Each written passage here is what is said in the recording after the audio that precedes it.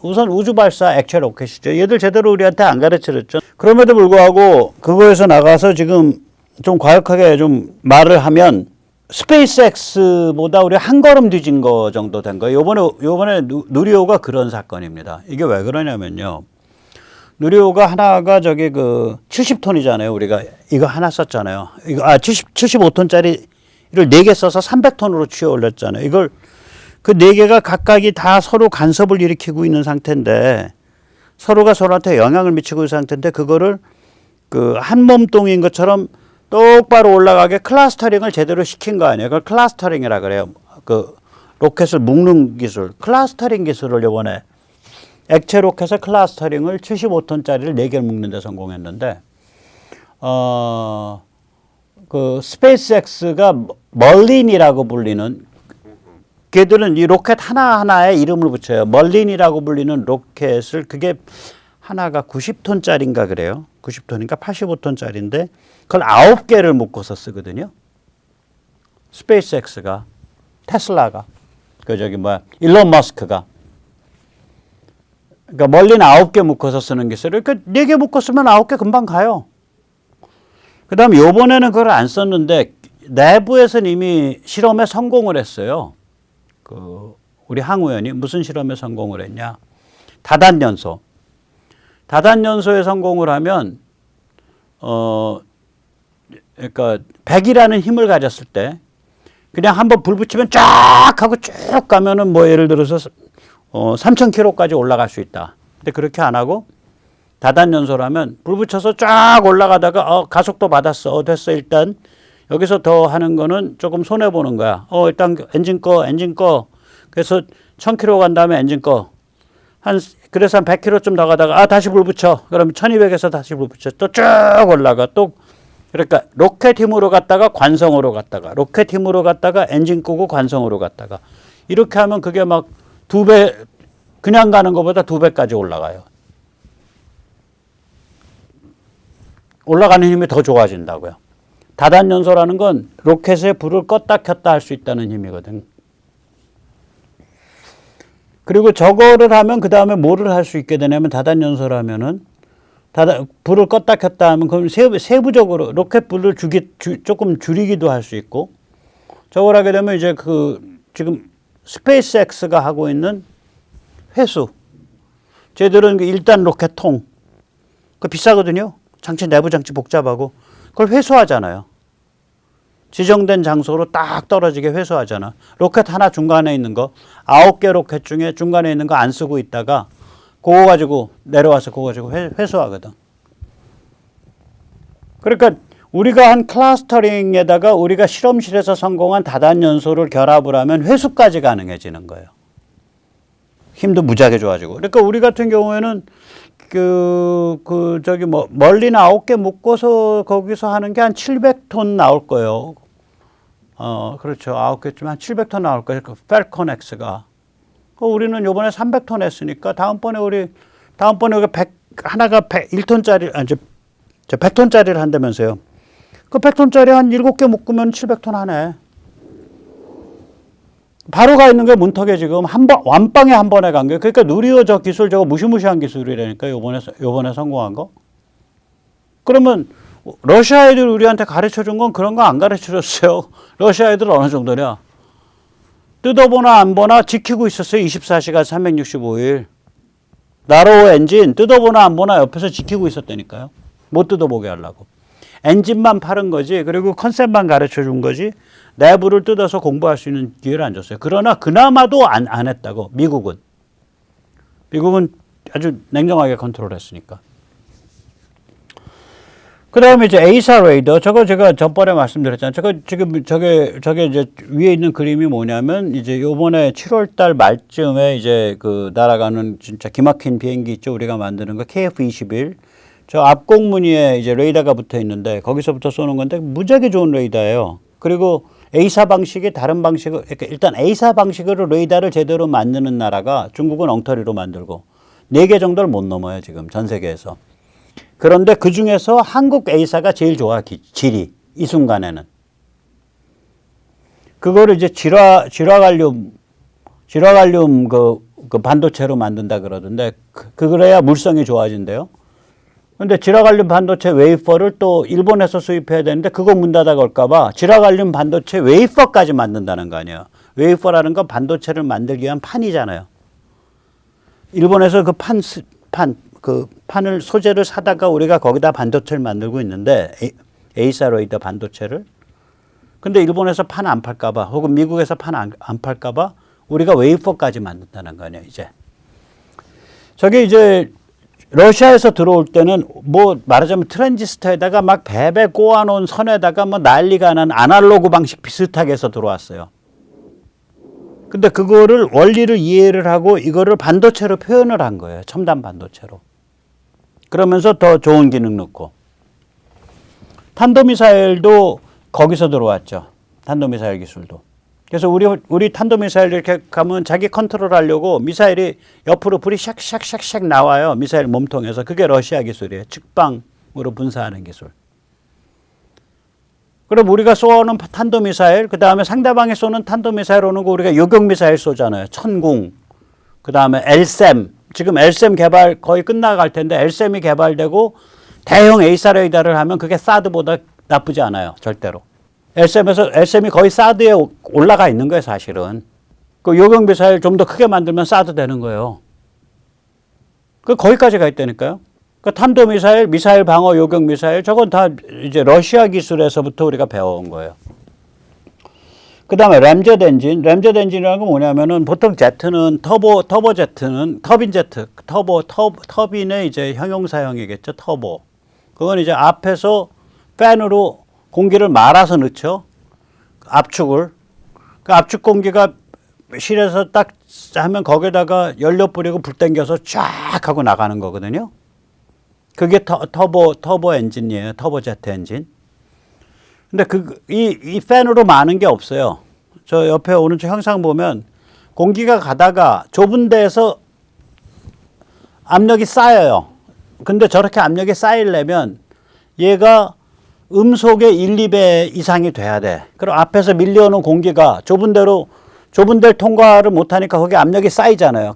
그 쌓이는 압력에 대고 그냥 때려버리는 거예요. 그러니까 그 관로를 잘 디자인해서 그게 램젯입니다. 그거를 우리가 러시아에서부터 배워왔어요. 그래서 저걸 어디에 적용하고 있냐. 저거 초음속 순항미사일에. 순항미사일이 이 해수면이나 지표면으로 낮아지면 그 음속을 내기가 힘들어요. 저게 심해져서. 저게 저항이 심해져서. 그래서 예를 들어서 토마호크 순항미사일, 그 다음에 요번에 저기 그 배 깔아앉힌 하푼, 보통 대부분의 순항미사일들이 보면 음속의 0.8배, 0.9배 이래요. 그런데 바다에 딱 붙어서 날아가는데 음속의 3배, 4배 나와. 막기가 어렵죠. 그 다음에 얘가 막 이렇게 움직여, 그냥. 바다에서 낮게 가는데 막 이렇게 움직여요. 그러니까 초음속 순항미사일에 저 램젯을 써요. 그리고 이제 저게 이제, 그러니까 뭐 저게 무슨 뭐 항공모함이든 전함 쏠 때, 함대함 쏠 때 좋죠. 지대함 쏠 때 좋죠. 지대공 쏠 때도 좋죠. 공대공 쏠 때도 좋죠. 그 다음에 이제 유도폭탄. 저 유도폭탄 같은 게 이제 저런 거예요. 그 한국판 에스칼리버에다가 램젯까지 달아버리면은 155mm에서 포탄 쏘면 저게 150km, 200km를 가요. 포탄이. 저거 지금 거의 개발 끝나 있어요, 우리. 그 다음에 이제 스크램젯은 뭐냐면 램젯이랑 원리가 비슷한데 내부가 좀 구조가 더 단순해요. 그러니까 밀려 들어오는 공기를 가지고 그 밀려 들어오는 힘에 의해서 압력이 생긴 공기에다가 연료 분사해서 불 땡기는 건 마찬가지인데 좀 더 단순해지는데 단지 스크램젯이 되려면은 그러니까 음속의 5배 정도 돼야 스크램젯으로 올라서요. 너댓 배로. 극초음속 비행체죠. 그래서 스크램젯도 아무리 신나게 그렇게 해도 지표면에서 낮게 가면 음속의 5배 이상 나오기 힘들다 그러더라고요. 좀 떠서 가야 음속의 10배. 12배 이렇게 나오죠.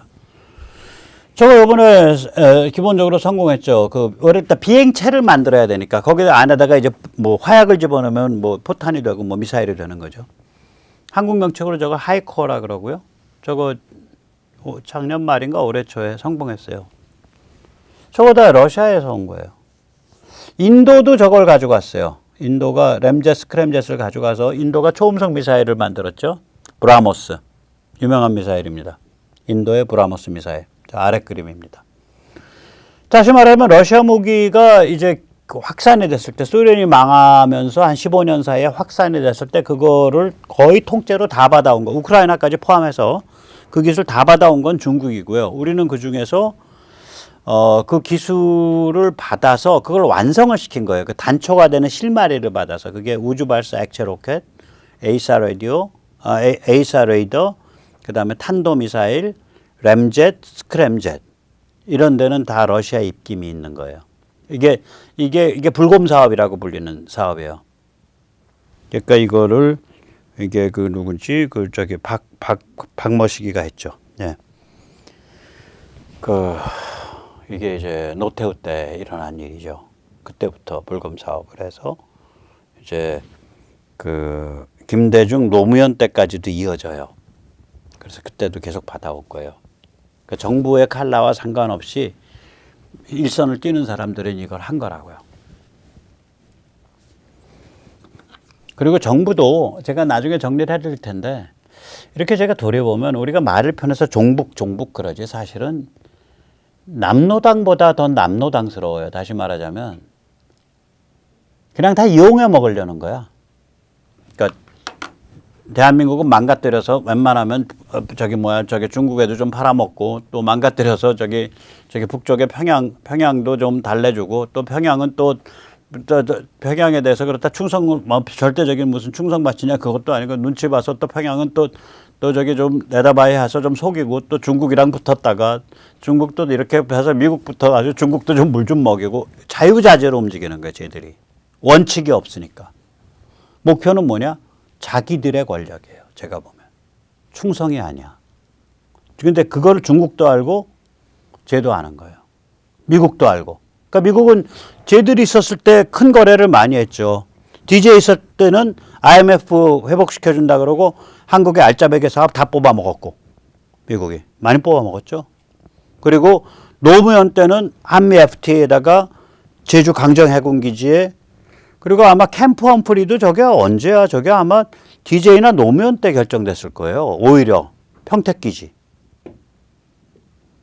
그러니까 우리 같은 순진한 사람들만 우리식으로 생각해서 쟤들도 무슨 원칙이 있겠까? 쟤들의 원칙은요. 뭐든지 다 배반하고 뭐든지 다 팔아먹을 수 있다야. 대한민국 국민도 팔아먹을 수 있고 대한민국도 팔아먹을 수 있고 목적은 자기들 권력이고 자기들의 영향력이에요. 그리고 뭐든지 다 배신할 수 있다예요. 필요하면 북한도 배신해. 필요하면 베이징도 배신해. 필요하면 미국도 배신해. 필요하면 국민과 국가에 대해서도 배신해. 그러니까 우리 눈에는 국민과 국가에 대한 배신만 눈에 들어오잖아요. 미국과의 거래는 안 들어오잖아. 그러니까 우리는 종북이야, 종중이야 이렇게 쉽게 얘기하지만 오늘 중요한 얘기합니다. 제가 이거 나중에 한번 정리하려고 그래요. 가만히 들여다보고 있으면 쟤들은 종북 종중의 문제가 아니라 모든 것을 이용하고 착취하고 팔아먹고 사기치는 대상으로 삼는 거예요.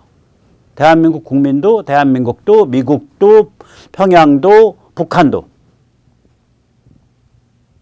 최종 목표는 그 복잡한 게임에서 자기들의 포지셔닝이 제일 강하게 마치 거미가 이렇게 엮여 있는 그 줄의 한가운데서 딱 앉아 있듯이 그 자기들이 그 복덕방을 하는 거지. 땡겨서 대한민국 땡겨서 중국에 팔아먹고 대한민국 국민 땡겨갖고 북한에 팔아먹고 또 북한 땡겨서 중국에 팔아먹고 중국 땡겨서 미국에 팔아먹고.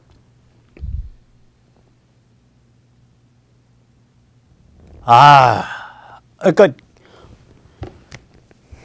흉악한 자들이에요. 흉악한 자들. 자, 앞으로 일어날 이제 러시아 무기 기술의 확산을 보면 1차는 한 6개국. 한 번 확산된 게 2차 확산되겠죠, 또? 1차 도매상으로 떼갈 수 있는데 한국은 좀 양질의 도매상이고 한 한 6개, 한국까지 포함해서 6개쯤 돼요. 중국, 앞으로도 중국은 러시아의 왕창 빨대 맞고서 러시아의 지금 상태의 군사기술 중에 상당히 많이 빼올 거예요. 그래서 중국 군사력이 강화될 겁니다. 군사기술이. 터키, 여기도 러시아 기술 들여와서 일정 성과를 거둘 겁니다. 여기도 물건 좀 만드는 데니까. 인도, 그때도 러시아에서 한참 들여왔는데 인도 결국 따지고 보면 물건 나온 건 브라모스 하나밖에 없거든요. 이번에도 그럴 거예요. 들여와도 제품화하는 거는 어느 한 분야 딱 하나고 나머지는 파급 효과가 좀 없을 거예요. 이란과 북한, 얘들은 그냥 동굴 속에 숨어가지고 만들 수 있는데 대량殺傷 무기, 핵과 미사일, 뭐 생화학 무기 이런 거 빼올 거예요. 중국도 그럴 거고. 한국은 어떨 거냐? 5개 아이템으로 국한될 겁니다. 한국은. 빼오고 싶어 하는 게. 그러나 빼올 수 있을지 모르겠어요. 안 빼도 상관없어요. 뭐 이까짓 거 아무것도 아니에요. 이제 한국한테는. 하나는 중대형 수송기 몸통 설계. 엔진 말고 몸통 설계. 중대형 수송기 몸통 설계하고 뼈대 넣고 이걸 어떤 식으로.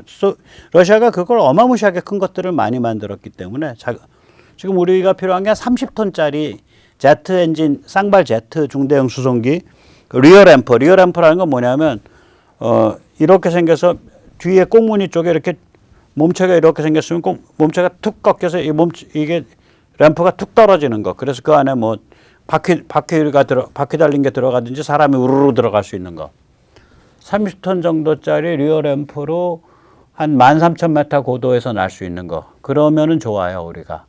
그러면은 저게 수송기로만 끝나는 게 아니라 공중급유기도 쓰고 수송기도 쓰고 잠수함 초계기도 쓰고 그다음에 그 조기 경보기도 쓰고 에어왁스 뭐 그런 걸 다 써요. 저걸 개조해 가면서. 그다음에 저걸 가지고 예를 들면 저게다가 우리 천용 지대지 미사일 그러면 그게 하나가 900km쯤 나갈 거예요. 그러면 30톤이면은 40개 채울 수 있거든. 그럼 저기서 가면서 낙하산 채워서 떨어뜨리면서 가는 거야. 그걸 패드밤이라 그러는데 패드로 타고 나가면서. 그러면서 내려가다가 상자 풀어지고 낙하산 떨어지고 그때부터 미사일 떨어지는 거야. 그럼 비행기 한번 지나고 나면 900km짜리 정밀 유도탄이 30개가 떨어지는데 무시무시한 거죠. 그다음에 낙하산 저기 우리 특전대 동수특전단 낙하산병들 쫙 30톤이면은 한 사람을 군장 체열해서 가지고 한 명이 110kg라 그랬을 때 30톤이면은 110kg니까 한 10명 곱하기 한 100명 뛰는 거 아니에요? 100명. 1톤이면은 8명. 240명이 뛸 수 있잖아. 뭐 무기 좀 있고 그러면은 한 200명. 200명이 주르륵 그 수송기에 들어가서 뛰는 거죠. 그럼 무시무시한 거죠. 그 특수부대 200명 낙하되면. 그래서 저런 게 하나 있어야 돼요. 이것저것 다 쓰는 게. 우리가 저거 지금 한 100대 갈아치워야 되거든요. 앞으로 한 10년, 뭐 12년 안에. 이제 노후화돼서. 그래서 저런 거 하나 있으면 좋죠. 그 다음에 동축반전 기어박스 노하우. 이거 헬리콥터 이거.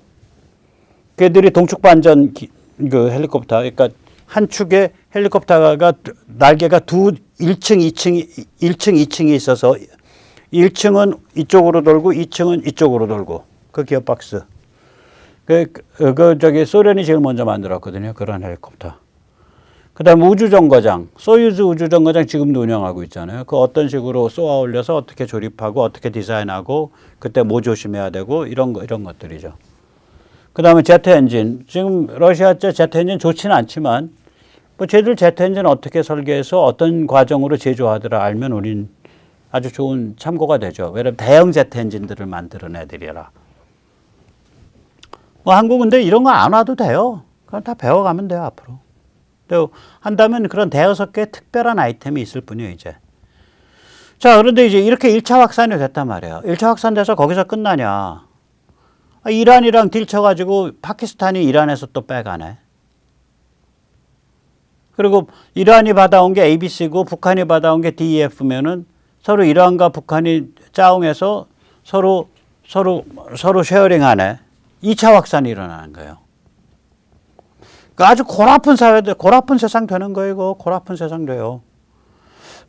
그러면 이제 이런 세상에서 향후 세계 시스템은 어떨 거냐. 모든 나라가 각자 자주국방하고 각자 보안해야 되고 각자 조심해야죠. 그럼 이제 한국의 전망은 어떤 거냐. 이 어지러운 난세에 한미 사이의 전략적 포괄적 동맹을 막고 전 세계에 걸친 안보 억지력의 무게추 역할을 미국과 함께 나가는 그런 역할을 하게 될 거예요. 지금 잘 안 믿어지실 텐데 어떤 분들은 그렇게 갈 겁니다. 이 난세에서. 그럼 한국이 어쩌다가 이렇게 막강한 군사력과 무기 기술을 갖게 됐냐. 6가지 정도의 동기가 있었다고 봐요. 우선 이거 이제 간단히 말씀드릴게요.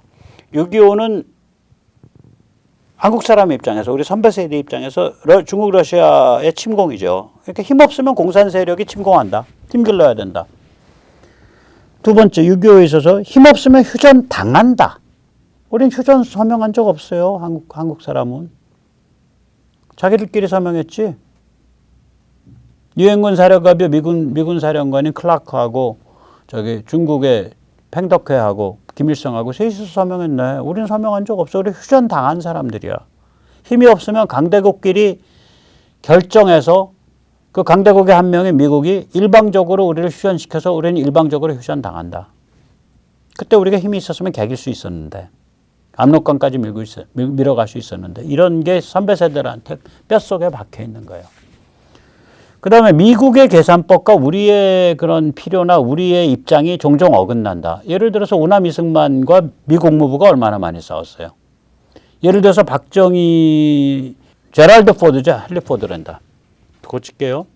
예를 들어서 제랄드 포드하고 그 다음에 지미 카터 이런 미국 대통령하고 박정희 대통령이 얼마나 관계가 안 좋겠어요. 또 예를 들어서 클린턴 및 아들 부시가 김대중을 제대로 견제를 했냐. 견제 안 하지. 거래해서 그래. 우리 IMF로 우리가 다 너희 알짜배기 다 할 테니까 너는 세계화 떠들고 IMF 그거 하고 해. 우리가 다 알짜배기 챙길게. 잘 거래했지. 그 다음에 아들 부시와 노무현, 뭐 강정마을, 강정기지, 뭐 한미 FTA 이거 다 노무현이 했죠. 미국과 같이 가는 거예요. 그리고 아마 김대중 노무현 때 아마 평택 험프리가 결정됐을 겁니다. 캠프 험프리가. 그 다음 오바마와 박근혜 대통령. 이것도 서로 좀 안 맞는 게 많았죠. 박 대통령도 조금 아쉬운 점이 있고 많이. 뭐 크게 얘기는 안 할게요. 뭐가 아쉬웠는지는. 오바마는 뭐 전혀 다른 생각하고 있는 사람이고.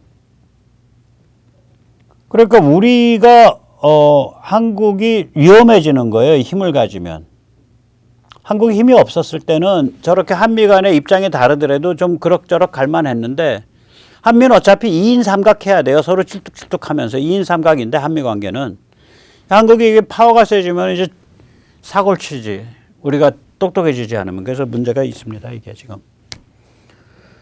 그 다음에 이제 미국이 우리 무기를 언제든지 제한할 수 있죠. 우리가 힘이 없으면. 예를 들어서 제가 어저께 말씀드렸나 모르겠다. 미사일 그 만들 때 미사일이라는 거 안에서 전자회로가 돌아가야 되니까 따라서 배터리가 돌아가야죠. 전지가 돌아가야 돼요. 근데 일반 전지는 미사일이나 이런 것들, 일반 전지는 그냥 오랫동안 방치하면은 그냥 방전돼 가지고 쓸모가 없게 되니까 열전지라는 특수한 열전지를 써요. 그럼 그 열전지를 처음에 어떻게 스타트를 걸을 거냐. 열전지 스타터가 있다고요. 이거를 금수시켰어요. 한국에 대해서. 미국이. 열전지 스타터를. 그 다음에 이제 뭐 이런 거죠. 뭐. 자, 그런데다가 이제 네 번째 원인은 중국이 무서운 성장을 하니까 우리가 막강한 군사력 갖추고 무기기술 발전시켜야 된다. 그 다음에 중국이 밀어주고 있는 북한의 핵과 미사일의 도발이 이어지니까 우리 입장에서 막강한 군사력 갖고 무기기술 밀어야 된다. 근데 우리가 뭐 핵을 가질 수 없고 이러니까 또 미국이 우리를 제한하니까 자꾸 미사일 이런 거. 우리는 있는 미사일 가지고 그냥 최대한 그 안에서 완성점까지 그냥 올라가야 되고, 완성점까지 올라간다는 건 뭐겠어요? 우리 탄도미사일이 1, 2m 안에 들어가 버리잖아요. 우주로 나갔다가 돌아온 탄도미사일이 목표의 1, 2m 안에 들어가요. 우리가. 그런데 더 웃기는 건 뭐냐? 그 탄도미사일 미국에 못 쏘게 하려고 미국이 우리 미국 군용 GPS 박으면은 우리 거 마비시킬 수 있으니까 군용 GPS 안 쓰고 미국의 상용 GPS 쓰고 뭐 글로나스인가 뭔가 그 러시아 상용 GPS 써서 일반인들 그거 가지고 값 대충 계산한 다음에 두 개 맞춰가면서 실제로는 자동 항법 장치를 항법 자체는 그 자이로스코프죠. 내가 이렇게 가면 이렇게 가는 걸 알아채는 칩이에요. 그걸 정교하게 만들어서 그 회로를 그걸로 계산을 해갖고 맞춰가지고 쓰겠다. 이거 얼마나 황당해요. 초정밀 자동 항법 자치 저희가 전 세계 최고입니다. 저희가 전 세계 최고예요. 그러니까 자기 한계가 주어지고 미국이 자꾸 옆에서 뜯어말리고 미국이 가로막기도 하고 뭐 하다못해 미사일 개발하는 데 필요한 열전지 스타터까지도 금수 때리고 뭐 다 이렇게 뭐 미사일도 다 뭐 사거리 제한 두고 무슨 뭐 무게 제한 두고 고체 못 쓰게 하고 그러니까 계속 막혀 있는 거지. 그러니까 그 안에서 그 한계 내에서 완성점을 향해서 나가는 거예요. 그게 이제 다 모여지고 있는 거예요. 무시무시해진 거죠. 이 6가지 때문에 그래요. 그래서 그 덕분에 우리가 지금의 우리가 된 거죠. 그래서 이게 니체의 말이 생각이 납니다. 나를 죽이지 못하는 것은 오히려 나를 강하게 만들 뿐이다. What fails to kill me only makes me stronger. 그 상태가 된 겁니다. 이제는 뭐를 가야 되냐. 이렇게 막중한 책임과 역할, 막중한 기회가 왔어요. 막중한 힘이 왔고 앞으로 한 10년 안에 더 그렇게 될 건데 전 딱 2개 바래요. 하나는 애 많이 낳아서 잘 기르는 사회, 편하게 기를 수 있는 사회. 그래서 출산율이 높아지는 세상. 자살률이 떨어지고 출산율이 높아지는 세상. 두 번째는 뭘 원하냐. 이런 힘을 제어할 수 있는 정신과 영혼과 가치. 정확히 표현하면은 철학과 역사 해석이 제대로 정립되는 사회. 2가지를 원하는데 저도 힘이 없네요. 예.